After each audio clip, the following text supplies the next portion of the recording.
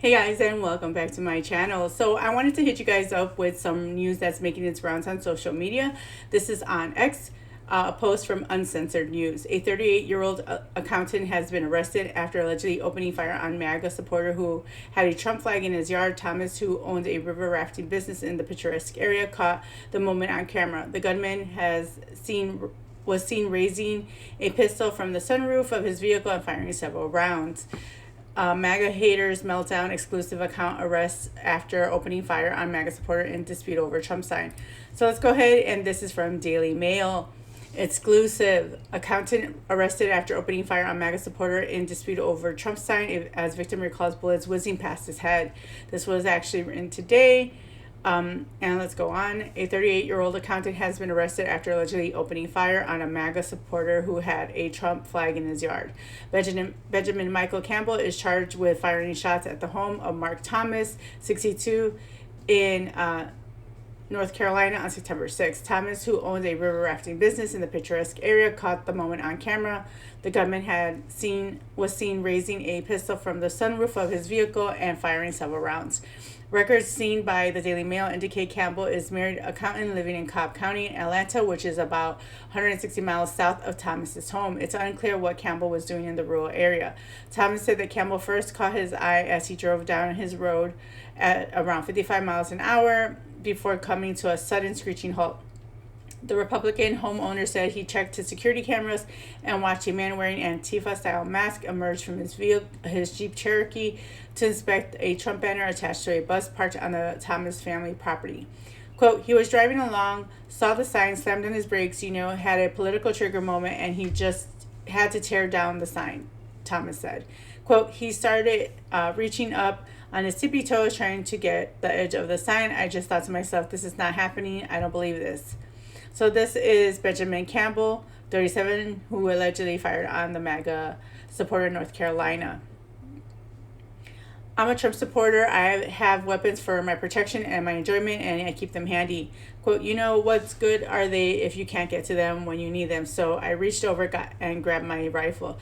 Thomas said he walked onto his porch while armed with a rifle and fired 2 warning shots into the air from a spot where Campbell could very clearly see him. By that point, he ripped the sign off and he just whipped it up and then threw it down on the ground like he was proud of what he just did. I thought, holy smokes. The intruder returned to his Jeep, but instead of heeding Thomas's warning and leaving, he circled back down his road while raising a gun through the sunroof and firing multiple times, video shows. Quote, he fired 5 to 6 rounds as he was heading back down the driveway to the highway that passes in front of my place, Thomas told the Daily Mail. I found 1 bullet hole in my refrigerator, which was on my porch. Thomas was standing on the porch at the point, and the bullet missed him by meters. Referring to his surveillance footage of the incident, Thomas said, you can see the dirt and the grass fly up in the air and coming back down where bullets struck the front yard. I heard a boom, tap, and another bullet hit something metallic. That one could have easily come close to me. He was mostly definitely trying to kill me, end quote. So let's go ahead and watch the video, and we'll go ahead and jump right into this to see what this is showing us.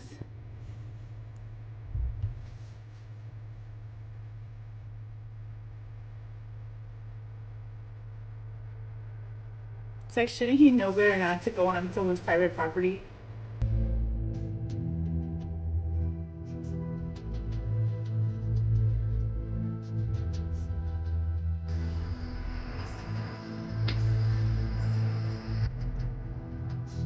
Wow.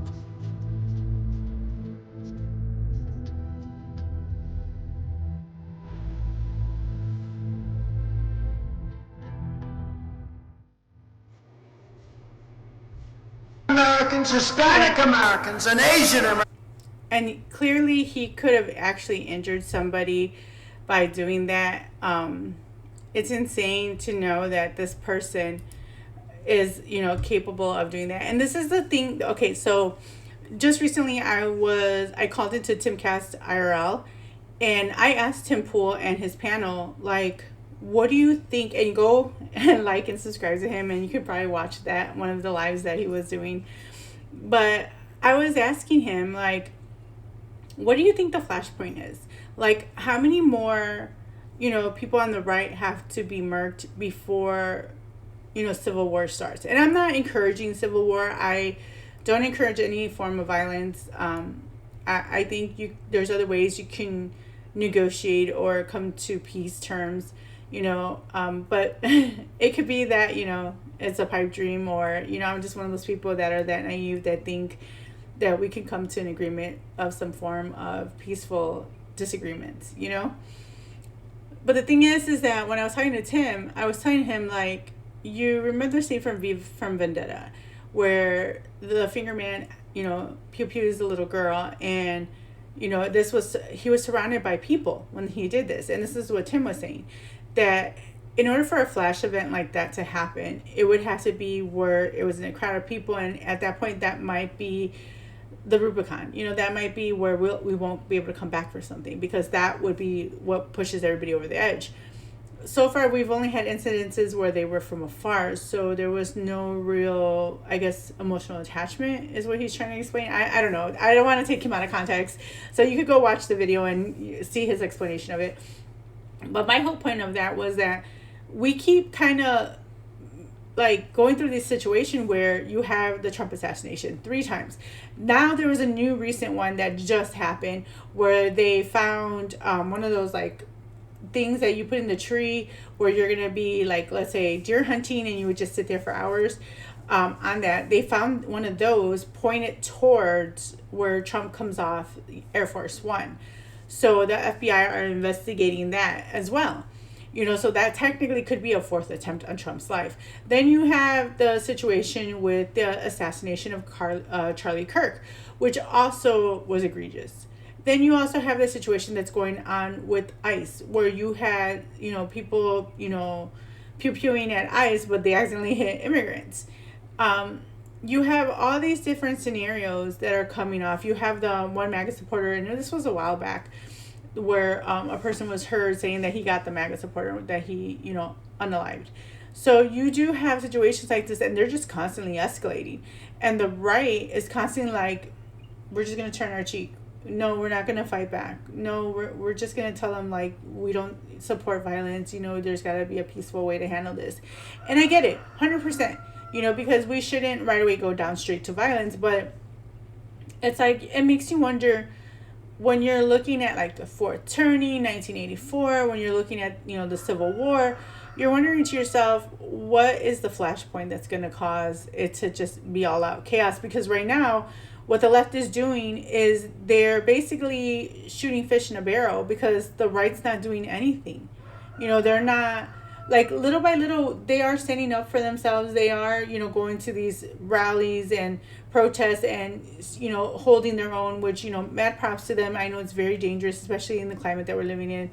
But the thing is that at one point, are we going to hold the left accountable? Because you never hear any of the left, saying like, oh, we condemn what happened to this person. Oh, we condemn that. They never do that. Like the situation with the Jane Jones thing, where his text messages, nobody on the left was saying they condemned it. But yet, when the right came out with something similar, where it was just boys' locker room talk, all of a sudden the left was like, why isn't the right condemning it?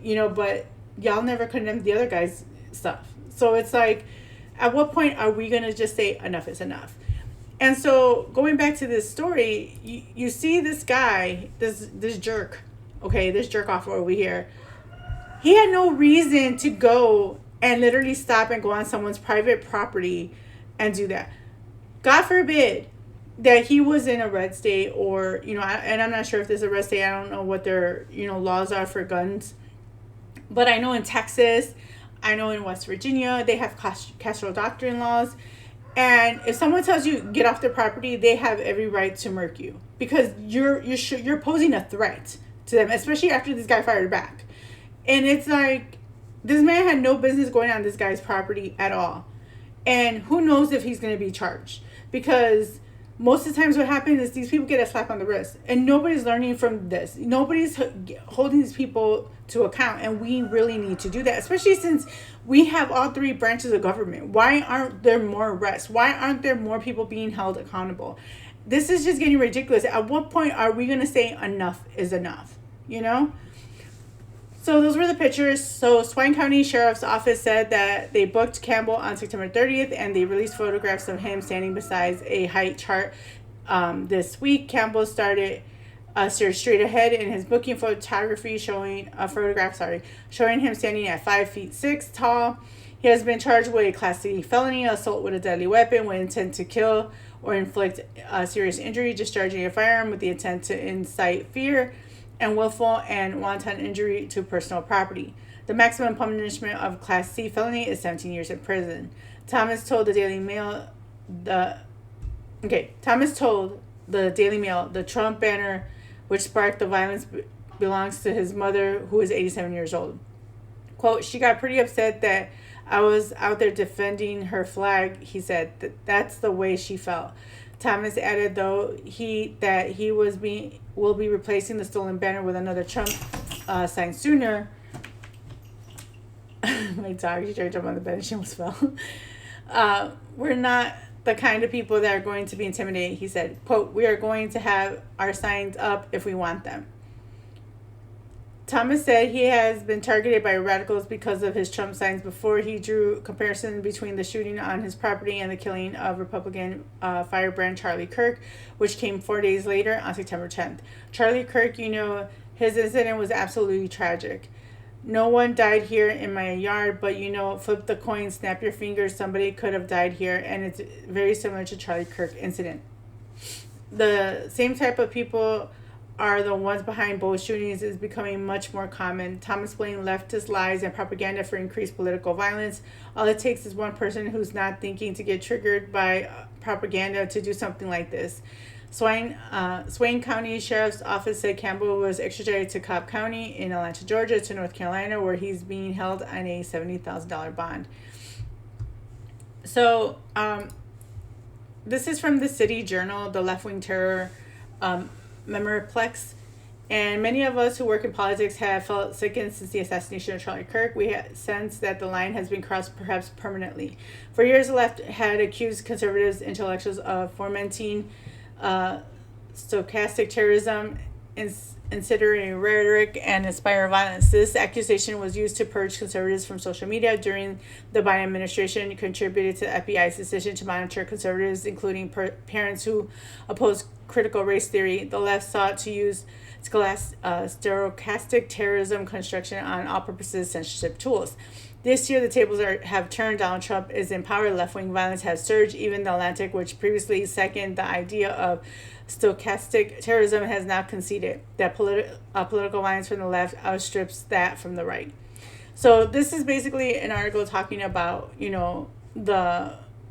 what's going on with the violence and the levels. And my thing about what's going on is that we're seeing an increase in violence, okay, from the left.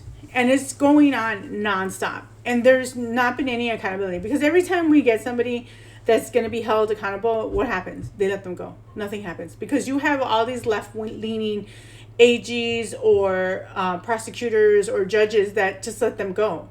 And it's like, at what point are you going to hold these people to standards? At what point are you going to say, enough is enough? We need to hold everybody to equal justice. Because they scream and cry about equal justice, but they don't mean it.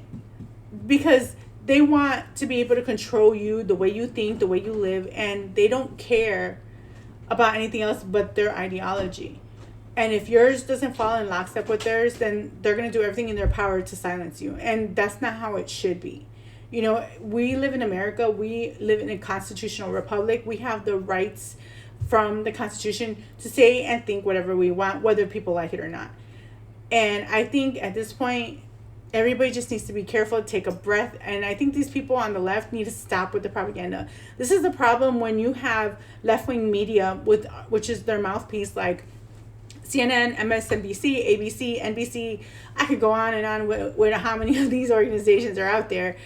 You have all these people just repeating the same garbage that's untrue by calling MAGA, people like Nazis, Gestapo, calling them, white supremacists, saying all these hateful words and attaching them to people that just think differently than the people on the left.